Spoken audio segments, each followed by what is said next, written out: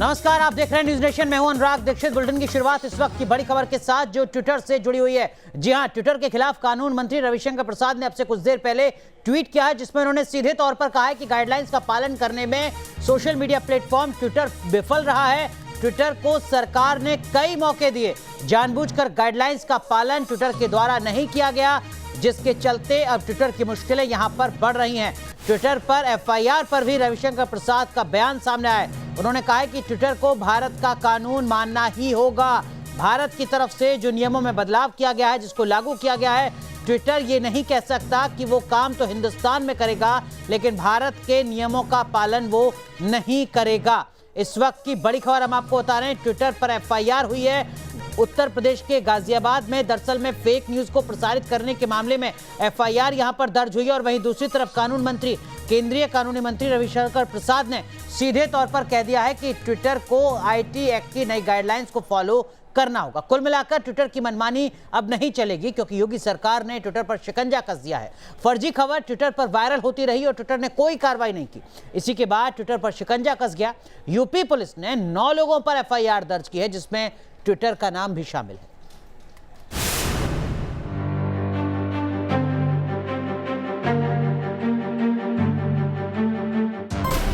Twitter की मनमानी पर योगी सरकार की नकेल। वायरल वीडियो के मामले में ट्विटर पर केस दर्ज। दुनिया के सबसे बड़े सोशल मीडिया प्लेटफॉर्म बन चुके ट्विटर की मुश्किलें बढ़ने लगी हैं। यूपी के गाजियाबाद में वायरल वीडियो के मामले में एक्शन में आई योगी सरकार ने बड़ा कदम उठाया है। इस मामले में ट्विटर के खिलाफ एफआईआर दर्ज की गई है। इसे ट्विटर की मनमानी के खिलाफ सबसे बड़े एक्शन के तौर पर देखा जा रहा है। सोशल मीडिया पर झूठी और भ्रामक खबरें फैलाने और धार्मिक भावनाएं भड़काने के आरोप में केस दर्ज किया गया है। गाजियाबाद पुलिस ने वायरल वीडियो के मामले में नामजद एफआईआर दर्ज की है, जिसमें 9 आरोपी हैं। इस मामले में पुलिस ने ट्विटर सहित पत्रकारों और नेताओं के खिलाफ मामला दर्ज किया है। ट्विटर पर आरोप है कि एक वीडियो को प्रचारित किया गया, जिसमें एक मुस्लिम को निशाना बनाया गया, उसकी पिटाई की गई और जबरन दाढ़ी काटने का आरोप लगा।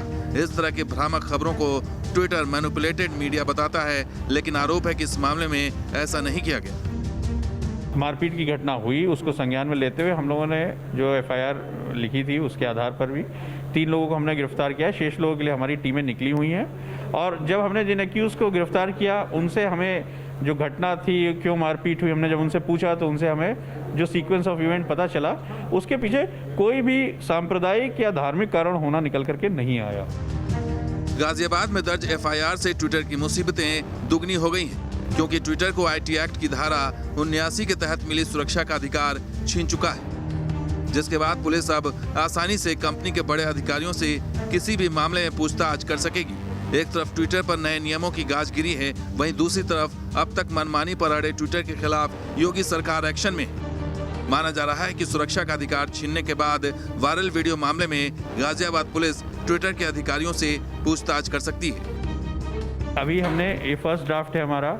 आने वाले दिन में हम ये देखेंगे कि जिन लोगों ने डेलिबरेटली कम्युनल हार्मनी को डिस्टर्ब करने के लिए, सांप्रदायिक सौहार्द को बिगाड़ने के लिए जो कोशिश की है, हम उसको इसमें और शामिल करेंगे। जो गाइडलाइंस और प्रोसीजर्स हैं वो वेल लेड डाउन है।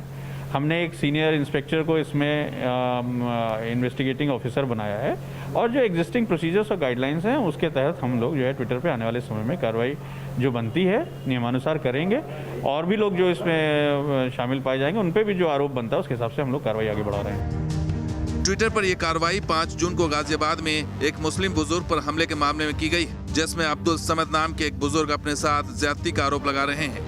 वायरल वीडियो में पीड़ित ने यह भी आरोप लगाया था कि उन्हें जंगल की तरफ ले जाया गया और वहीं बंधक बनाकर रखा गया। गाजियाबाद पुलिस ने इस मामले में किसी भी तरह के सांप्रदायिक एंगल को खारिज कर दिया है। शिकायत में आरोप लगाया गया है कि पुलिस की तरफ से स्पष्टीकरण देने के बावजूद ट्वीट डिलीट नहीं किए गए और न ही ट्विटर ने इस पर कोई कार्रवाई की। पुलिस का आरोप है कि ट्वीट्स का मकसद सांप्रदायिक सौहार्द बिगाड़ना था, जिस मकसद को पूरा करने के लिए ट्वीट्स को हजारों बार रीट्वीट किया गया। हाल के दिनों में ट्विटर और भारत सरकार के बीच कई बार टकराव देखने को मिला है। किसानों के विरोध प्रदर्शन के दौरान टकराव के बाद अब ट्विटर ने कई बीजेपी नेताओं के पोस्ट को मैनिपुलेटेड मीडिया के तौर पर टैग कर दिया था। तब उस पर केंद्र ने कड़ी प्रतिक्रिया दी थी। वहीं ट्विटर को संसदीय समिति के समक्ष भी 18 जून को पेश होना है। जिसके तहत सोशल मीडिया मंचों के दुरुपयोग और नागरिक अधिकारों से संबंधित मुद्दे पर पक्ष रखने के लिए ट्विटर समेत दूसरी कंपनियों को तलब किया गया है। लेकिन योगी सरकार के सख्त एक्शन ने उससे पहले ही ट्विटर की मुश्किलें और बढ़ा दी हैं। Team news nation. तो इस बीच ट्विटर की मुश्किलें कैसे बढ़ रही हैं वो हम आपको बता दें। योगी आदित्यनाथ उत्तर प्रदेश के मुख्यमंत्री ने भी ट्वीट किया, सच जाने बिना ट्वीट वायरल किया गया है। क्रिमिनल केस को कम्युनल बनाया गया है, यानी जो आपराधिक मामला है उसको सांप्रदायिक बनाने की कोशिश की गई। धार्मिक भावनाएं भड़काने का आरोप अब ट्विटर पर लगा है और सीधा हमला ट्विटर पर उत्तर प्रदेश के मुख्यमंत्री योगी आदित्यनाथ ने किया है। बार बार पोस्ट हुए भड़काऊ ट्वीट।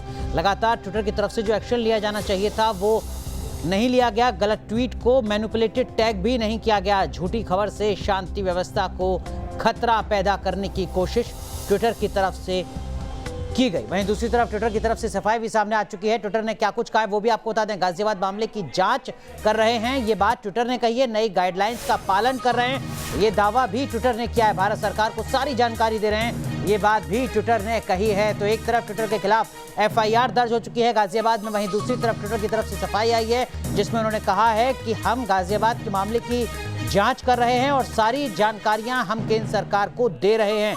लगातार केंद्र सरकार के द्वारा बनाई गई हर गाइडलाइन का पालन किया जा रहा है, ये दावा ट्विटर की तरफ से किया गया है।